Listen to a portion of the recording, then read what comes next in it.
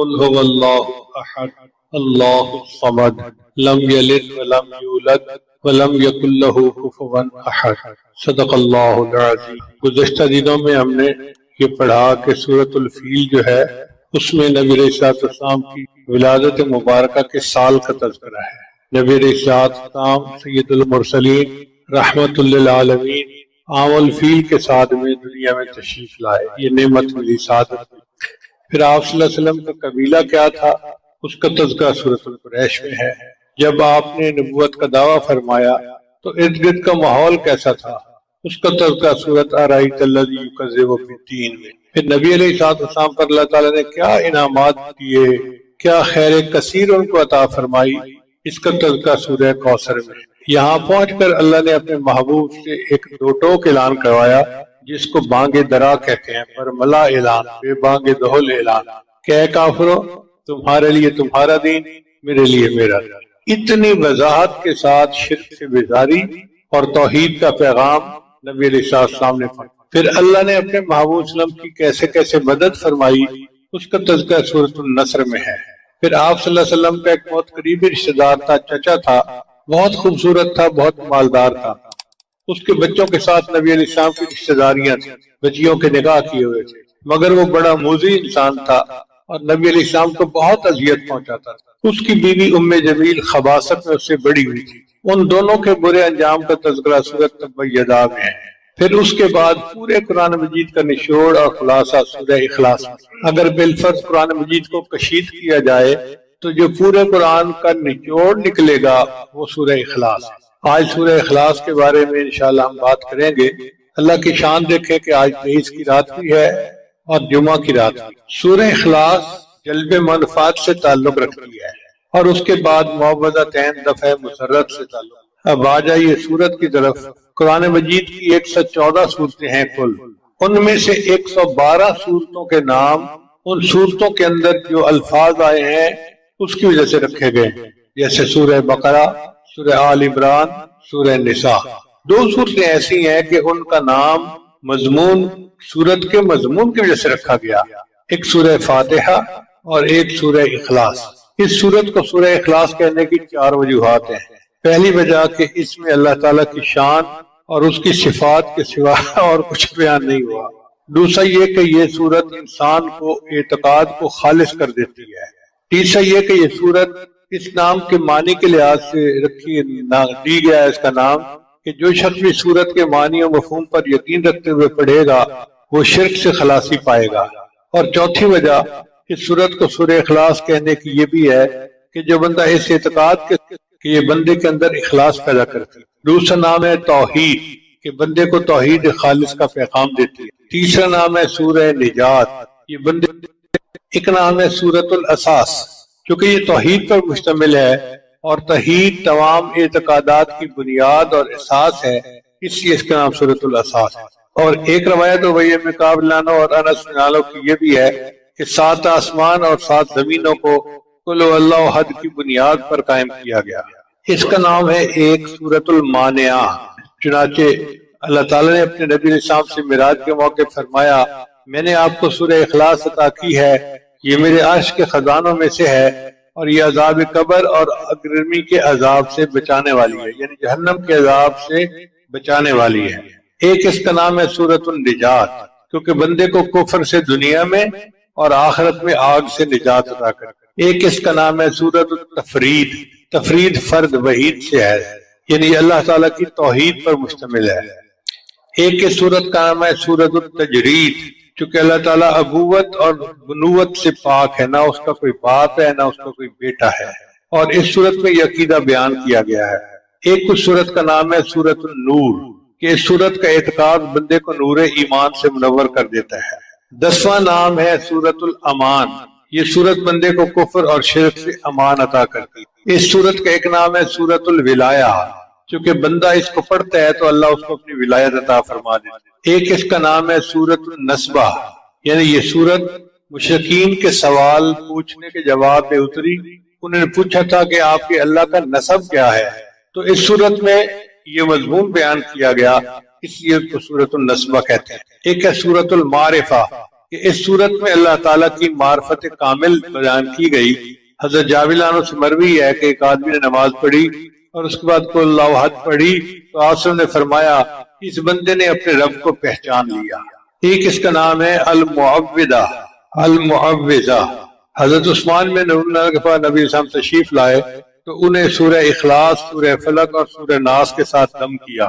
آپ ذرا غور سے سنیے کہ عثمان بن مظعون ایک صحابی ہیں، وہ بیمار ہیں اور نبی علیہ السلام تشریف لاتے ہیں اور نبی علیہ السلام ان کو سورت پڑھ کے دم کرتے ہیں۔ تو ایک پتہ چلا نا کہ یہ دم کرنا ایک شرعی تھی، اس کا شریعت میں ثبوت موجود ہے۔ اور پھر نبی علیہ السلام نے فرمایا میں نے ان سے بہتر صورتوں کے ساتھ کبھی کسی کو دم نہیں کیا، تو ہم بھی اگر کسی بیمار کے پاس جائیں تو یہ 3 صورتیں پڑھ کے اس کو دم کریں تاکہ اللہ اس کو شفا عطا فرمائے۔ ایک صورت کا نام ہے المکشکشہ۔ مکشکشہ برات اور بیزاری کو کہتے ہیں، کیونکہ اس کا پڑھنے والا شرک سے بیزاری کا اظہار کر رہا ہوتا ہے، اس لیے اس کو مکشکشہ کہا گیا۔ ایک صورت کا نام ہے سورۃ الصمد۔ اس صورت میں اللہ تعالیٰ کی صمدیت اور شان بے نیازی کا بیان کیا گیا ہے۔ ایک اس صورت کا نام ہے سورۃ المحضر، کیونکہ اس صورت کو سننے کے لیے اللہ کے فرشتے حاضر ہو جاتے ہیں۔ ایک اس صورت کا نام ہے سورۃ المنفرہ، کیونکہ جو بندہ یہ صورت پڑھتا ہے تو شیطان بھاگ جاتا ہے۔ آپ تجربہ کر کے دیکھ لیں، جب کبھی شیطانی خیال ذہن میں آنے لگے اس صورت کی تلاوت کریں، اللہ تعالیٰ شیطان کو بھگا دیں گے اور ذہن پاک اور صاف ہو جائے گا۔ 19واں نام ہے سورۃ البراءہ۔ حضور صلی اللہ علیہ وسلم نے اس آدمی کو یہ صورت پڑھتے ہوئے دیکھا تو فرمایا کہ یہ بندہ شرک سے بری ہو گیا۔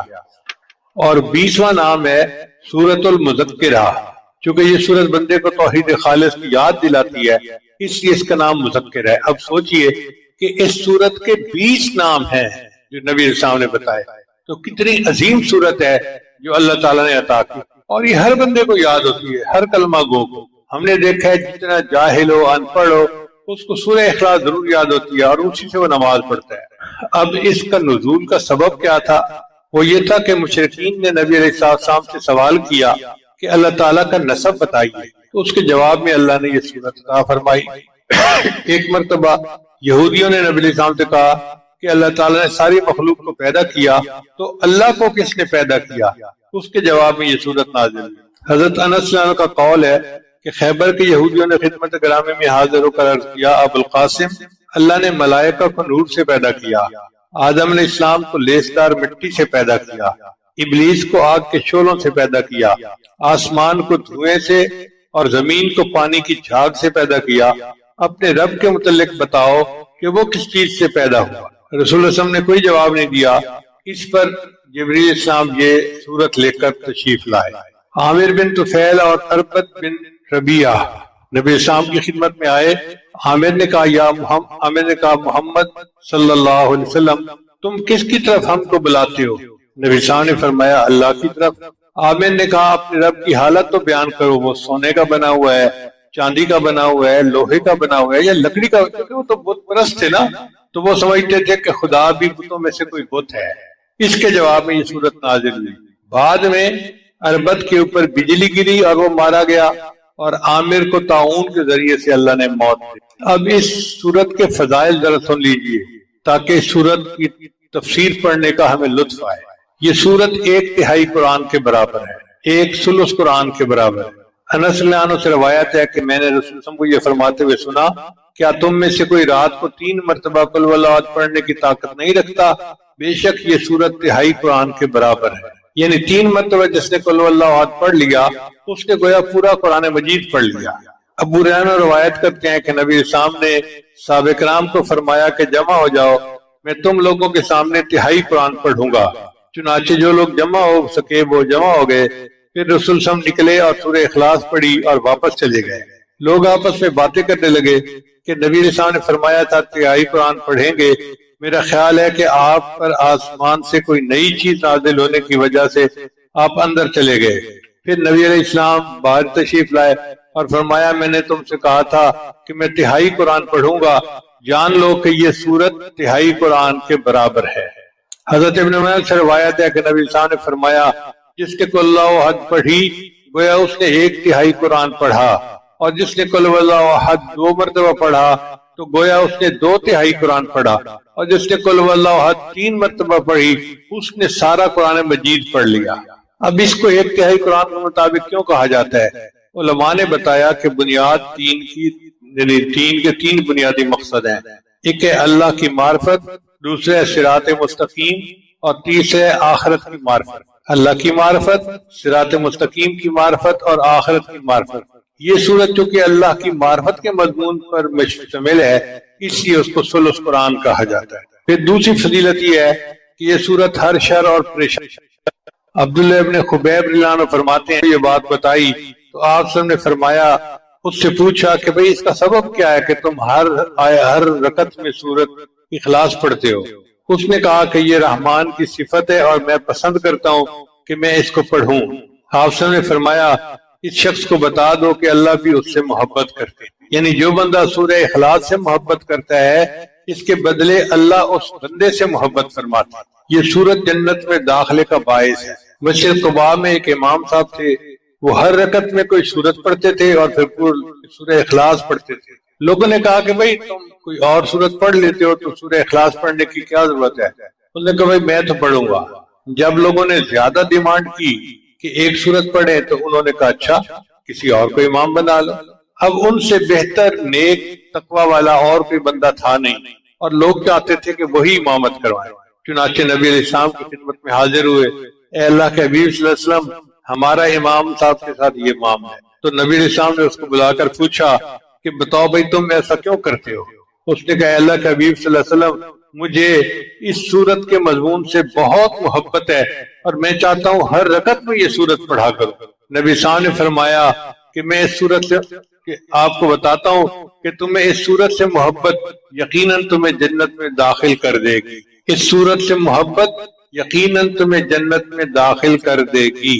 حضرت محمد سے روایت ہے کہ نبی اسلام ایک شخص کے قریب سے گزرے جو قل هو اللہ احد کی تلاوت کر رہا تھا۔ آپ صلی اللہ علیہ وسلم نے فرمایا اس نے جنت واجب کر لی یا اس کے لیے جنت واجب ہو گئی۔ 5ویں فضیلت سنیے، حضرت انس روایت کرتے ہیں کہ ہم رسول اللہ کے ساتھ تبوک میں تھے، یعنی غزوہ تبوک کے لیے نکلے ہوئے تھے، تو ایک دن ایسے لگا جیسے سورج بڑی روشنی اور نور کے ساتھ نازل ہوا ہے، اس سے پہلے ایسی روشنی نہیں دیکھی گئی۔ نبی اسلام بھی اس کو دیکھ کر تعجب فرمانے لگے۔ اچانک جبریل اسلام تشریف لے آئے تو نبی اسلام نے پوچھا جبریل آج سورج کو کیا ہوا؟ یہ ایسے نور روشنی اور شعاؤں کے ساتھ طلوع ہوا کہ میں نے گزشتہ دنوں اسے اس طرح طلوع ہوتے نہیں دیکھا۔ تو جبریل اسلام نے فرمایا کہ اللہ کے حبیب وسلم آپ کے صحابی معاویہ بن معاویہ اللیثی کا آج مدینہ میں انتقال ہوا، اللہ تعالیٰ نے ان کی طرف 70,000 فرشتوں کو بھیجا ہے جو ان کی نماز جنازہ میں شریک ہوں گے۔ آپ نے پوچھا کہ ایسا کس سبب سے ہوا؟ انہوں نے کہا اللہ کے حبیب وسلم وہ قل هو اللہ احد کثرت سے پڑھتے تھے، کھڑے ہوئے، بیٹھے ہوئے، چلتے ہوئے، دن میں اور رات کے اوقات میں پڑھتے تھے۔ اس عمل کی وجہ سے 70,000 فرشتے ان کے جنازے میں شرکت کے لیے نازل ہیں۔ پھر جو بندہ سورہ اخلاص کے ساتھ محبت کرے گا وہ جنت کے جس دروازے سے چاہے گا داخل ہوگا۔ جابر بن عبداللہ سے روایت ہے کہ نبی اسلام نے فرمایا 3 چیزیں ایسی ہیں جو شخص مومن ہونے کی حالت میں انہیں لائے گا تو جنت کے جس دروازے سے چاہے گا داخل ہوگا، اور حور عین میں سے جتنی سے چاہے گا اسے بطور بیوی کے مل جائے گی۔ پہلی بات، جس نے مخفی طریقے سے کسی کا قرض ادا کر دیا، کوئی مقروض تھا اور اس نے چپکے سے اس کا قرض اس کے سر سے بوجھ اتار دیا، قرض ادا کر دیا۔ دوسرا، جس نے قاتل کو معاف کر دیا، اور تیسرا، جس نے ہر فرض نماز کے بعد 10 مرتبہ سورہ اخلاص پڑھی۔ ابو بکر نے عرض کیا کہ اگر 1 مرتبہ پڑھے، آپ نے فرمایا اگر 1 مرتبہ بھی پڑھے گا تو اس کو بھی یہ اجر ملے گا۔ اب ہر نماز کے بعد 1 مرتبہ سورہ اخلاص پڑھنا کون سا مشکل کام ہے؟ جابر بن عبداللہ سے روایت ہے کہ نبی صاحب نے فرمایا جس شخص نے قل هو احد ہر دن 50 مرتبہ پڑھا تو قیامت کے دن اس کو قبر سے اس طرح اٹھایا جائے گا کہ اللہ فرمائیں گے اے اللہ کی تعریف کرنے والے اٹھ جا اور جنت میں داخل ہو جا، یعنی پروٹوکول کے ساتھ اس کو بلایا جائے گا، اے اللہ کی تعریف کرنے والے اٹھ جا اور جنت میں داخل ہو جا۔ پھر فقر اور تنگ دستی کو یہ صورت دور کر دیتی ہے۔ حضرت جریر بن عبداللہ سے روایت ہے کہ نبی صاحب نے فرمایا جس نے قل هو اللہ احد پڑھی تو اس کے گھر والوں اور پڑوسیوں سے فقر و افلاس کو اللہ تعالیٰ دور کر دیتے ہیں۔ آج جس بندے کو دیکھو وہ غربت کا اور افلاس کا رونا رو رہا ہے، اور قرآن عظیم الشان میں اللہ نے دیکھو کیا کیا ہمیں نعمت موتی عطا کر دیے کہ جو شخص روزانہ سورہ اخلاص پڑھے گا اللہ اس سے، اس کے گھر والوں سے اور اس کے پڑوسیوں سے بھی اللہ تعالیٰ فقر اور تنگ دستی کو دور کر دے گا۔ نبی صاحب نے فرمایا کہ جس نے 10 مرتبہ سورہ اخلاص پڑھی اس کے بدلے اس کے لیے جنت میں ایک محل بنا دیا جائے۔ جو بندہ چاہتا ہے کہ جنت میں میرا محل ہو تو 10 مرتبہ سورہ اخلاص پڑھ لے۔ آج یہ تو دل کرتا ہے کہ ڈیفنس میں میرا محل ہو، میرا فلاں جگہ محل ہو، میرا فلاں جگہ محل ہو۔ بھئی جنت کا محل تو بہت اعلیٰ ہے، 10 مرتبہ پڑھنے پر وہ مل جاتا ہے، اور جس نے 20 مرتبہ پڑھا اس کے بدلے اس کے لیے جنت میں 2 محل بنا دیے جائیں، اور جس نے 30 مرتبہ پڑھا اس کے بدلے اس کے لیے جنت میں 3 محل بنا دیے جائیں۔ حضرت عمر لانو نے عرض کیا ہے اللہ کے حبیب وسلم پھر تو ہم اپنے محلوں کی تعداد میں ضرور اضافہ کریں گے۔ نبی اسلام نے فرمایا تم جتنا بھی اضافہ کر لو اللہ کے خزانے اس سے بھی زیادہ وسیع ہیں۔ ایک روایت میں آتا ہے کہ نبی صاحب نے فرمایا جس نے قل هو اللہ احد صبح کی نماز کے بعد 12 دفعہ پڑھی اس نے 4 مرتبہ قرآن مجید پڑھ لیا اور وہ اس نے روئے زمین کا سب سے افضل بندہ ہوگا بشرطے کہ وہ تقوی اختیار کرے۔ پھر ایک صورت میں ایک انس روایت کرتے ہیں کہ نبی صاحب نے فرمایا جو شخص قل هو اللہ احد 200 مرتبہ پڑھے گا اس کے 50 سال کے گناہ معاف ہوں گے بشرطے کہ وہ 4 کاموں سے بچے، ناحق خون، ناحق مال، حرام کاری اور شراب پینا۔ ان سے اگر بچے گا تو اللہ اس کے 50 سال کے گناہوں کو معاف کر دیں گے۔ اس کا مطلب یہ ہے کہ 200 مرتبہ پڑھنے سے اللہ تعالیٰ پوری زندگی کے گناہ معاف کر دیتے ہیں۔ اب ذرا ان فضائل کو ترتیب کے ساتھ سنیے اور غور کیجئے کہ کتنی عظیم صورت ہے۔ پہلی بات، اس سورت کی تلاوت 1/3 قرآن مجید کے مطابق برابر ہے۔ اس کے پڑھنے والے کے 50 سال کے گناہ معاف کر دیے جاتے ہیں۔ اس کو روزانہ پڑھنے والا بندہ روئے زمین کا سب سے افضل بندہ ہوتا ہے۔ اس کے پڑھنے والے سے اللہ تعالیٰ فقر اور تنگ دستی دور کر دیتے ہیں۔ اس کے پڑھنے والے کے لیے ہر شر اور پریشانی سے اللہ حفاظت فرماتے ہیں۔ اس کا پڑھنے والا اللہ کا محبوب بن جاتا ہے۔ اس کے پڑھنے والے کے جنازے میں فرشتے شامل ہوتے ہیں۔ اس کے پڑھنے والے کے لیے یہ سورت جنت میں داخلے کا باعث ہے۔ اس کے پڑھنے والے کو جنت کے جس دروازے سے چاہے گا کہا جائے گا کہ داخل ہو جا۔ اس کے پڑھنے والے کے لیے اللہ تعالیٰ جنت میں محل تیار کر دیتے ہیں۔ اب ان فضائل کو سامنے رکھیں تو دل چاہتا ہے کہ ہر نماز کے بعد سورت اخلاص پڑھا کریں اور نمازوں میں بھی سورہ اخلاص پڑھا کریں۔ یہ تھے اس سورت کے فضائل۔ اب اس سورت کی تفسیر کی طرف آئیے۔ اللہ فرماتے ہیں قل اے میرے محبوب کہہ دیجئے۔ اللہ تعالیٰ اس سورت کو خود بھی بیان فرما سکتے تھے مگر اپنے محبوب کی زبان فیض ترجمان سے اللہ نے اس کا جواب دلوایا۔ اس کی وجہ کیا ہے کہ جب 2 بندوں میں محبت ہونا اور ایک پر کوئی اعتراض کرے تو دوسرا بولتا ہے اس کے بارے میں۔ جب نبی علیہ السلام پر کفار نے الزام لگایا یہ تو مجنون ہے تو اللہ نے جواب دیا نون والقلم وما یسطرون ما انت بنعمت ربک بمجنون، میرے محبوب آپ مجنون نہیں ہیں، وانک لعلی خلق عظیم، آپ تو اخلاق کی عظیم بلندیوں پر فائز۔ تو نبی علیہ السلام پر الزام لگا تو اللہ نے دفاع کیا، اب لوگوں نے اللہ پر الزام لگائے تو نبی علیہ السلام کی زبان سے اللہ نے اس کا دفاع کروایا۔ فرمایا کل میرے محبوب فرما دیجئے۔ کل کے لفظ سے اس بات کی طرف اشارہ ہے کہ ایمان صرف وہی معتبر ہے جس کی خبر رسول اللہ صلی اللہ علیہ وسلم نے دی ہو۔ اگر کوئی بندہ اپنی عقل سے یا علامات سے اللہ کے وجود کو پہچان لے تو اس کو معرفت تو کہتے ہیں، ایمان نہیں کہتے، چونکہ معرفت جاننے کا نام ہے اور ایمان ماننے کا نام ہے۔ معرفت جاننے کا نام ہے اور ایمان ماننے کا نام ہے۔ جاننا کافی نہیں، ماننا ضروری ہے۔ لفظ کل کے ساتھ اللہ تعالیٰ نے اپنے محبوب کو حکم دیا کہ لوگوں کو میری توحید کا پیغام دو۔ حضرات انبیاء کرام کا اولین پیغام اللہ کی توحید کو بیان کرنا تھا، چونکہ یہ تمام اعتقادات کی بنیاد ہے۔ اس لیے نبی علیہ السلام نے اپنی قوم کو سب سے پہلا خطبہ جو دیا اس میں فرمایا ایھا الناس قولوا لا الہ الا اللہ تفلحون۔ اب آگے فرمایا قل هو اللہ احد۔ ہم اس کا ترجمہ کرتے ہیں اللہ ایک ہے، یہ ترجمہ کامل نہیں ہے۔ اردو زبان میں ایک کے علاوہ کوئی لفظ ہی نہیں جو ہم استعمال کر سکیں۔ لیکن عربی زبان چونکہ بہت وسیع ہے، وہ ہر کیفیت اور لفظ کے لیے الگ لفظ استعمال کرتی ہے۔ اب ایک لفظ ہے واحد اور ایک لفظ ہے احد۔ اللہ فرماتے ہیں قل هو اللہ احد، کہہ دیجئے کہ اللہ ایک ہے۔ تفصیل یہ ہے کہ ایک ہوتا ہے تعدد یعنی تعداد زیادہ ہونا، ایک ہوتا ہے تجزی یعنی ایک چیز کے اجزاء زیادہ ہونا۔ مثال کے طور پہ ایک انسان، اب ایک انسان ہے تو 2 3 4 10 100، یہ تعدد ہو گیا، کئی انسان ہو سکتے ہیں۔ اور تجزی کا مطلب یہ ہے کہ اس انسان کی آنکھیں ہیں، کان ہیں، زبان ہے، الگ الگ اس کے اعضاء ہیں تو جزو ہیں اس کے۔ اللہ تعالیٰ تعدد سے بھی پاک ہے، تجزی سے بھی پاک ہے، اس لیے اللہ تعالیٰ کے لیے احد کا لفظ لایا گیا۔ اب احد کا کیا معنی بنے گا کہ اللہ اکیلا ہے، اللہ تنہا ہے، اللہ یکتا ہے، اللہ یونیک ہے، اس جیسا کوئی ہے ہی نہیں، یہ اس کا ترجمہ بنے گا۔ اللہ ایک ہے، یہ اللہ جو ہے یہ اللہ تعالیٰ کا اسم ذات ہے اور اسی کو ہمارے مشائخ نے اسم اعظم کہا ہے۔ قل هو اللہ احد، آپ فرما دیجئے کہ اللہ یکتا ہے۔ اللہ الصمد، اللہ تعالیٰ بے نیاز ہے۔ بے نیاز کا کیا مطلب؟ جس کو کسی کی پرواہ نہ ہو، مگر یہ لفظ بے نیاز بھی پوری طرح اس لفظ کا ترجمہ نہیں بنتا، چونکہ اردو زبان میں بے نیاز کا ترجمہ، بے نیاز سے ترجمے کے علاوہ کوئی اور لفظ ہے ہی نہیں۔ عربی میں صمد اس مضبوط چٹان کو کہتے ہیں جس کا سہارا لے کر کوئی بندہ اپنے دشمن کے خلاف لڑتا ہے۔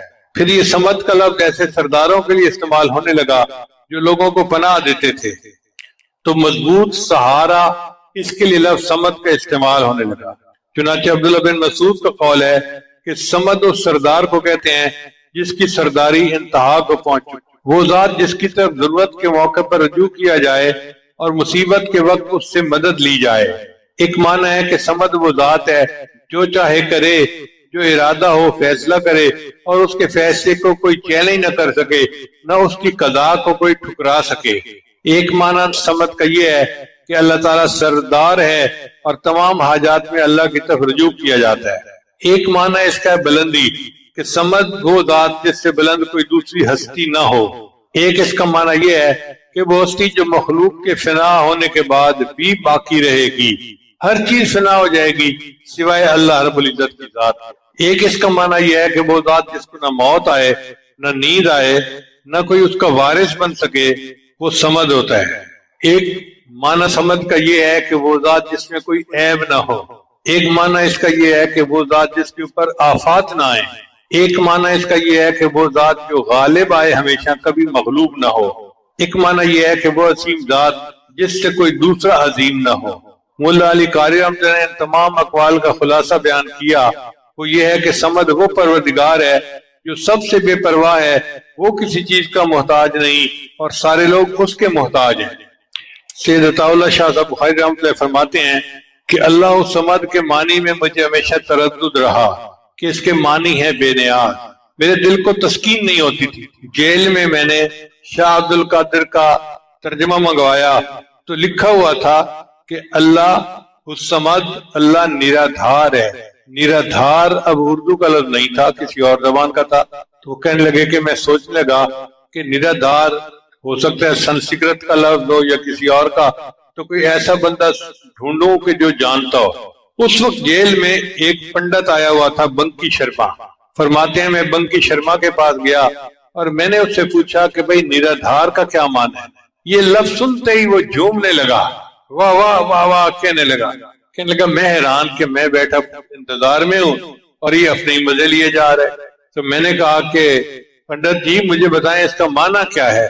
اس نے کہا کہ یہ سنسکرت زبان کا لفظ ہے اور اس کا معنی یہ ہے کہ وہ ذات کہ جس کے بن کسی کا کام بنے نہیں اور جس کا کام کسی کے بن اڑے نہیں، وہ ذات کہ جس کا کام کسی کے بغیر اڑے نہیں اور جس کے بغیر کسی کا کام بنے نہیں۔ فرماتے ہیں کہ مجھے ایسے لگا جیسے گمشدہ متاع مجھے مل گئی۔ اچھا، اللہ تعالیٰ کا یہ نام صمد بیک وقت تسبیح بھی ہے، تحمید بھی ہے۔ تسبیح اس طرح کہ اللہ کی اس میں شان بیان کی گئی، اللہ تعالیٰ کے صفت بیان کی گئی کہ وہ اس میں کوئی عیب نہیں، تسبیح کا یہ مطلب ہے۔ اللہ تعالیٰ ہر عیب سے پاک ہے۔ اور تحمید میں اللہ کی حمد بیان کی گئی کہ وہ سب کی مدد کرتا ہے، سب کی حاجات کو پورا کرتا ہے۔ ہمارے مشائخ نے اپنی کتابوں میں دو لفظ استعمال کیے ہیں، باہما اور بے ہما، یعنی اللہ مخلوق کے ساتھ بھی ہے اور مخلوق سے الگ بھی ہے۔ باہما کیا مطلب کہ سب کی ضروریات وہ پوری کرتا ہے، اور بے ہما کا مطلب اس کو کوئی حاجت نہیں کہ کوئی اس کی ضرورت کو پورا کرے۔ پھر آگے فرمایا لم یلد ولم یولد، اللہ تعالیٰ نے نہ کسی کو جنا اور نہ اللہ کو کسی نے جنا۔ یہ ان مشرکین کے جواب میں تھا جنہوں نے اللہ کا نسب نامہ پوچھا۔ چنانچہ اگر ہم کہیں کہ اللہ تعالیٰ کی اولاد ہے تو یہ عہد کے منافی ہوا، اگر کہیں کہ اللہ تعالیٰ کا بیٹا ہے تو یہ صمد کے منافی ہے، کیونکہ بیٹا اپنے وجود میں باپ کا محتاج ہوتا ہے۔ ولم یکن لہ کفوا احد، اور نہیں ہے اس کا کوئی ہمسر۔ کفر کی تفسیر میں مفسرین نے کہا کہ اس کا مثل کوئی نہیں، اس کا برابر کوئی نہیں، یعنی اللہ تعالیٰ جیسا یا اللہ تعالیٰ کے برابر یا اللہ کا مثل کوئی نہیں۔ اللہ فرماتے ہیں لیسا کمثلہ شیء، کوئی اس کے مثل نہیں ہے۔ اور بعضوں نے کہا کہ کفر سے مراد بیوی ہے، کہ اللہ تعالیٰ کی کوئی بیوی نہیں ہے۔ اس صورت میں 4 آیات ہیں اور ہر آیت نے اللہ کے کمالات کو ثابت کیا ہے۔ پہلی آیت نے وحدانیت کو ثابت کیا اور تعدد کی نفی کر دی، قل هو اللہ احد۔ دوسری آیت نے کمال کو ثابت کیا اور عجز کی نفی کر دی، اللہ الصمد۔ تیسری آیت نے دوام اور بقا کو ثابت کیا اور فنا کی نفی کر دی، لم یلد ولم یولد۔ چوتھی آیت نے عظمت و کبریائی کو ثابت کیا اور مثل کی نفی کر دی، ولم یکن لہ کفوا احد۔ چنانچہ اس صورت نے تمام شرک و کفر کی جڑوں کو کاٹ کے رکھ دیا۔ اس صورت نے تمام شرک اور کفر کی جڑوں کو کاٹ کے رکھ دیا۔ آپ ذرا غور کیجئے، کبھی عدد میں شرک ہوتا ہے، لفظ احد کے ساتھ اس کی نفی کر دی گئی، کبھی مرتبہ و منصب میں شرک ہوتا ہے تو لفظ صمد نے اس کی نفی کر دی، کبھی حسب و نسب میں شرک ہوتا ہے تو لم یلد ولم یولد کے ساتھ نفی کر دی، کبھی کام اور اختیار میں ہوتا ہے تو ولم یکن لہ کفوا نے اس کی نفی کر دی۔ اب ذرا غور کیجئے، اس دنیا میں 6 طرح کے عقائد رکھنے والے لوگ پائے جاتے ہیں۔ پہلے ہوتے ہیں دہریہ، وہ کہتے ہیں جی اللہ تعالیٰ کی ذات کا انکار کرتے ہیں، عقیدہ یہ ہے کہ کائنات خود بخود وجود میں آ چکی، قل هو اللہ احد کے ساتھ اللہ کے وجود کو ثابت کیا اور ان کی تردید ہوگی۔ اس لیے اللہ تعالیٰ کو واجب الوجود کہتے ہیں کہ اللہ تعالیٰ ہی اصل وجود رکھتے ہیں، باقی ہر چیز کو وجود اللہ کی وجہ سے ہے۔ فارسی زبان کا لفظ ہے خدا، خدا کا معنی خود یعنی جو خود بنا، اس کو کسی نے بنایا نہیں ہے۔ تو اللہ تعالیٰ نے کائنات کو پیدا کیا اور اس کائنات کو وہی چلا رہے ہیں۔ دوسرا عقیدہ ہے فلاسفہ کا، ان کا عقیدہ یہ ہے کہ بنانے والا کائنات کا کوئی ہے لیکن اس کی کوئی صفت نہیں، مادے سے پیدا ہوا۔ جیسے آج کل بھی بہت سارے دہریے یہی یقین رکھتے ہیں کہ بس مادے سے کائنات پیدا ہوئی، اب مادے کے اندر تو کوئی صفت نہیں ہے، تو اس صورت نے اس کی بھی نفی کر دی، چنانچہ اللہ تعالیٰ کی صفات بیان کی۔ تیسرا مشرکین اور ہندوؤں کا عقیدہ، مشرکین اور ہندوؤں کا عقیدہ یہ تھا کہ اس کائنات میں بہت سارے خدا ہیں جو نظام کو چلا رہے ہیں۔ لفظ احد نے ان سب کی نفی کر دی کہ نہیں، بہت سارے خدا نہیں، خدا صرف ایک ہے، اکیلا ہے، یکتا ہے۔ پھر یہود و نصارہ کا عقیدہ یہ تھا کہ اللہ تعالیٰ کے بیوی بچے ہیں۔ یہودیوں نے عزیر علیہ السلام کو اللہ کا بیٹا بنا لیا، عیسائیوں نے بیوی مریم کو اللہ کی بیوی بنایا، عیسیٰ علیہ السلام کو اللہ کا بیٹا بنایا۔ مشرکین فرشتوں کو اللہ کی بیٹیاں کہا کرتے تھے، تو اس صورت نے ان سب کی تردید کر دی۔ پھر پانچواں ہے مجوس کا عقیدہ۔ مجوس کا عقیدہ یہ ہوتا ہے کہ خیر کا جو ہے نا خالق الگ ہے اور شر کا خالق الگ ہے۔ وہ کہتے ہیں کہ ایک خدا ہے یزدان، وہ خیر کا خدا ہے، اور ایک خدا ہے اہرمن، وہ شر کا خدا ہے، اور ان دونوں کے درمیان کھینچتانی ہر وقت ہوتی رہتی ہے، کبھی خیر غالب آتی ہے، کبھی شر غالب آ جاتا ہے۔ اس صورت نے ان کے بھی عقیدے کا رد کر دیا اور فرمایا کہ نہیں، وَلَمْ يَكُن لَّهُ كُفُوًا أَحَدٌ، اللہ ایک ہے، اس جیسا کوئی دوسرا ہے ہی نہیں۔ تو اس سے پتہ چلتا ہے کہ اس صورت نے دنیا کے تمام بدعقیدہ لوگوں کے اعتقادات کی نفی کر اس کی جامعیت کا اندازہ لگایا۔ اب میں اس صورت کے مضمون کو سمجھنے کے لیے ذرا اپنے الفاظ میں بیان کرتا ہوں۔ الفاظ ہیں مشائخ صوفیاء کے، مگر اپنا مطلب سمجھنے کے لیے میں ان کو استعمال کروں گا۔ وہ کیسے کہ پہلی آیت ہے قل هو اللہ احد، آپ کو یہ سمری یاد ہو جائے گی جلدی۔ قل هو اللہ احد یہ ہے توحید وجودی، اللہ تعالیٰ واجب الوجود ہے اور اللہ کے علاوہ کوئی اور خدا نہیں۔ اس کو کیا کہتے ہیں؟ توحید وجودی۔ مشائخ صوفیاء کی تشریح نہیں، یہ میں الفاظ ان کے استعمال کر رہا ہوں اپنے مضمون کو آسان بنانے کے لیے، سمجھانے کے لیے۔ تو قل هو اللہ احد میں توحید وجودی کا تذکرہ، پھر اللہ الصمد، اللہ بے نیاز ہے، اس کو کہتے ہیں توحید شہودی، مشاہدے سے ہے۔ اب آپ بتائیے کیا آپ کا مشاہدہ ہے کہ اللہ سب کی حاجات کو پورا کرتا ہے؟ کوئی بندہ ایسا ہے جو کہے کہ میری حاجات اللہ پوری نہیں کرتا؟ اللہ کو ہماری ضرورت ہے اور ہمیں اللہ کی ضرورت ہے نا، تو اس نے گویا مشاہدے میں یہ بات لے آئی کہ اللہ ایک ہی ہے۔ تو قل هو اللہ احد یہ توحید وجودی ہے، اللہ الصمد یہ توحید شہودی ہے۔ پھر لم یلد ولم یولد اس کو کہتے ہیں توحید ذاتی، نہ اللہ نے کسی کو جنا نہ کسی نے اللہ کو جنا، یہ مضمون کیا کہلاتا ہے؟ توحید ذاتی۔ ولم یکن لہ کفوا احد یہ ہے توحید صفاتی۔ اب چار نام یاد کر لیں، آپ کو پوری صورت کا خلاصہ فوراً ذہن میں آ جائے گا۔ توحید وجودی، توحید شہودی، توحید ذاتی، توحید صفاتی، چار صورتوں نے پوری تعلیمات کو اپنے اندر بند کر لیا۔ سورہ اخلاص سے ہمیں یہ سبق حاصل ہوتا ہے کہ ہم اللہ تعالیٰ کو ایک مانے، اللہ کے ساتھ کسی کو شریک نہ ٹھہرائیں۔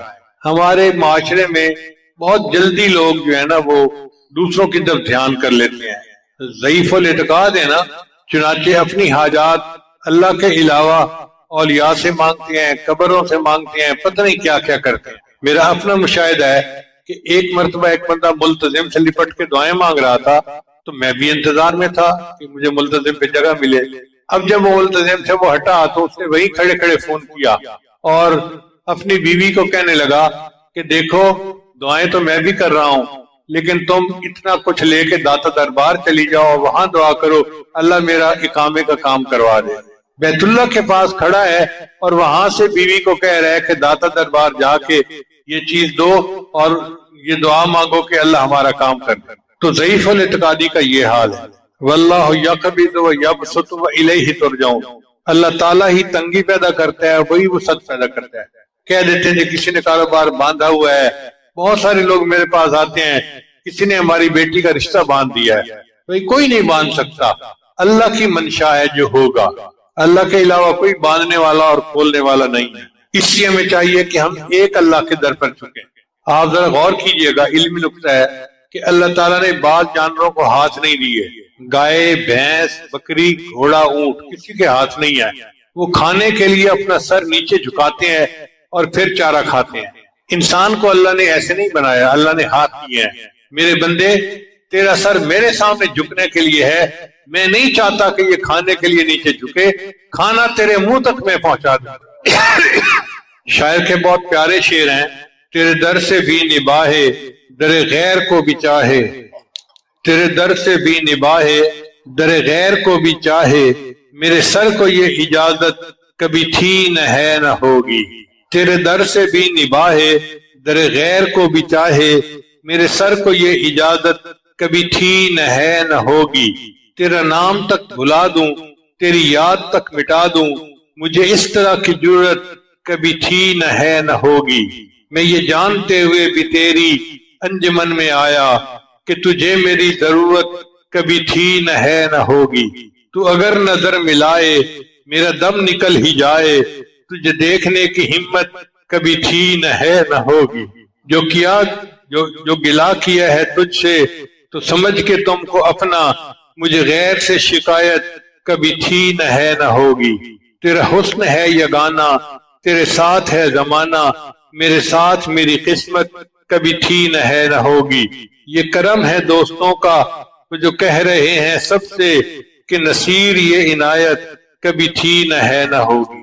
حقیقت یہ ہے کہ جس بندے کو ایک طرف سے جھکنا آ گیا اسے 10 طرف سے نہیں جھکنا پڑتا۔ جسے ایک ذات کے سامنے رونا آ گیا اسے ہر ایک کے سامنے جا کے نہیں رونا پڑتا۔ علامہ اقبال نے کیا خوبصورت شعر کہا ہے، وہ ایک سجدہ جسے تو گراں سمجھتا ہے، 1000 سجدوں سے دیتا ہے آدمی کو نجات۔ ایک اللہ کے سامنے سجدہ کر لو، 1000 سجدوں سے نجات مل جائے گی۔ اس کے بالمقابل جو لوگ اللہ کو چھوڑ کر مخلوق سے امیدیں لگاتے ہیں ان کو ذلت اور رسوائی کے سوا کچھ بھی نہیں ملتا۔ اللہ فرماتے ہیں وَمَن يُشْرِكْ بِاللَّهِ فَكَأَنَّمَا خَرَّ مِنَ السَّمَاءِ فَتَخْطَفُهُ الطَّيْرُ أَوْ تَهْوِي بِهِ الرِّيحُ مِن مَّكَانٍ سَحِيقٍ۔ جو شخص اللہ کے ساتھ کسی کو شریک ٹھہرائے تو گویا وہ آسمان سے گر پڑا، پھر یا تو پرندے اسے اچک لے جائیں یا ہوا اسے کہیں دور دراز کی جگہ پر لا پھینکے۔ سر ایک ہے اور ایک ہی کے سامنے جھکانے کے لیے اللہ نے عطا کیا ہے۔ سر ایک ہے اور ایک ہی کے سامنے جھکانے کے لیے اللہ نے دیا ہے۔ سر جس پہ نہ جھک جائے اسے در نہیں کہتے، سر جس پہ نہ جھک جائے اسے در نہیں کہتے، در در پہ جو جھک جائے اسے سر نہیں کہتے۔ نبی علیہ السلام نے عبداللہ بن عباس کو ایک نصیحت فرمائی جو توحید کے مضمون پہ مشتمل ہے۔ عن ابن عباس عنہ قال كنت خلف رسول اللہ صلی اللہ علیہ وسلم۔ ابن عباس کہتے ہیں کہ میں سواری پہ نبی صاحب کے پیچھے سوار تھا۔ فقال، نبی صاحب نے فرمایا یا غلام، اے لڑکے، انی اعلمک کلمات، میں تمہیں چند باتیں سکھاتا ہوں۔ احفظ اللہ یحفظک، تو اللہ کی حفاظت کر اللہ تجھے محفوظ رکھے گا۔ تو اللہ کو یاد رکھ، اللہ تجھے محفوظ رکھے گا۔ احفظ اللہ تجدہ تجاہک، تو اللہ کو یاد کر اللہ کو اپنے سامنے پائے گا۔ اذا سألت فاسأل اللہ، اگر تو مانگے تو تجھے اللہ سے مانگنا چاہیے۔ وَإِذَا اسْتَعَنْتَ فَاسْتَعِنْ بِاللَّهِ، اور اگر مدد چاہے تو اللہ سے مدد مانگ۔ وَاعْلَمْ، جان لے اس بات کو، ان الامت لو اجتمعت علی ان ينفعوک بشیء لم ينفعوک الا بشیء قد کتبہ اللہ لک، اگر ساری امت جمع ہو جائے تمہیں نفع پہنچانے کے لیے تو وہ نہیں نفع پہنچا سکتے مگر اتنا جتنا اللہ نے لکھ دیا ہے، اور اگر ساری امت جمع ہو جائے تمہیں نقصان پہنچانے کے لیے تو وہ نہیں نقصان پہنچا سکتے مگر اتنا جتنا اللہ نے لکھ دیا ہے۔ رفعت الاقلام وجفت الصحف، قلم اٹھا لیے گئے اور صحیفے خشک ہو گئے، یعنی اللہ نے تقدیر لکھ دی ہے، جو لکھ دیا ہے وہ ہو کے رہنا ہے، اب کسی اور کی طرف جانے کی ضرورت نہیں ہے۔ سورہ اخلاص کے خواص کیا ہیں؟ امام جعفر صادق رحمۃ اللہ فرماتے ہیں کہ خواب میں سورہ اخلاص پڑھنے کی تعبیر یہ ہے کہ وہ شخص دونوں جہانوں کی مراد پائے گا۔ بعض رات نے فرمایا کہ خواب میں سورہ اخلاص پڑھنا احکام الہیہ کی پیروی کی دلیل ہے۔ بعض مشائخ نے لکھا ہے کہ روزانہ 313 مرتبہ سورہ اخلاص پڑھنے سے اللہ تعالیٰ فقر اور تنگ دستی کو دور کر دیتا ہے۔ اب جو لوگ کاروبار کی پریشانی، قرضوں کی پریشانی، غربت اور یہ پریشانیاں رکھتے ہیں، 313 مرتبہ سورہ اخلاص پڑھ لیں، اللہ تعالیٰ فقر اور پریشانی کو دور کر دے۔ اگر کوئی بندہ بے گناہ جیل میں ہے تو 1000 مرتبہ یہ سورت پڑھ لے، اللہ تعالیٰ رہائی عطا فرمائے۔ بہت سارے لوگ مجھے خط لکھتے ہیں میرا بھائی جیل میں ہے، میرا رشتہ دار جیل میں ہے، فلاں جیل میں ہے، تو بھائی یہ وظیفہ جو نبی رسول نے بتایا سن لیجئے کہ 1000 مرتبہ سورہ قل واللہ احد پڑھ لیجئے، اللہ تعالیٰ جیل سے رہائی عطا فرمائے۔ اب جو بندہ اپنے خیالات سے پریشان ہو کہ میرے دل کی حالت اچھی نہیں اور وہ چاہے کہ میرا دل ٹھیک ہو جائے، وہ روزانہ ہر نماز کے بعد اس سورت کی پابندی سے تلاوت کرے، اللہ تعالیٰ اس کو دل کو ہدایت عطا فرمائے۔ اب اس کا ترجمہ آخر پہ پھر سن لیجیے۔ قل واللہ احد، آپ کہہ دیجئے کہ اللہ یکتا ہے، اللہ الصمد، اللہ تعالیٰ بے نیاز ہے، لم یلد، اس کی کوئی اولاد نہیں، ولم یولد، اور نہ وہ کسی کی اولاد ہے، ولم یکن لہ کفوا احد، اور نہیں ہے اس کے لیے کوئی ہمسر۔ اللہ تعالیٰ اس عظیم سورت کو سمجھنے کی اور اس کے مضمون کو دل میں اتارنے کی ہمیں توفیق عطا فرمائے۔ وآخر دعوانا ان الحمد للہ رب العالمین۔ توبہ کے کلمات پڑھائے جائیں گے۔ آج 23 کی شب بھی ہے اور جمعہ کی رات بھی ہے، قبولیت کا وقت ہے، تو سچے دل کے ساتھ توبہ کے کلمات پڑھ لیجئے۔ پڑھیے بسم اللہ الرحمن الرحیم، لا الہ الا اللہ محمد الرسول اللہ، آمنت باللہ وملائکتہ وکتبہ ورسلہ والیوم الآخر والقدر خیرہ وشرہ من اللہ تعالی والبعث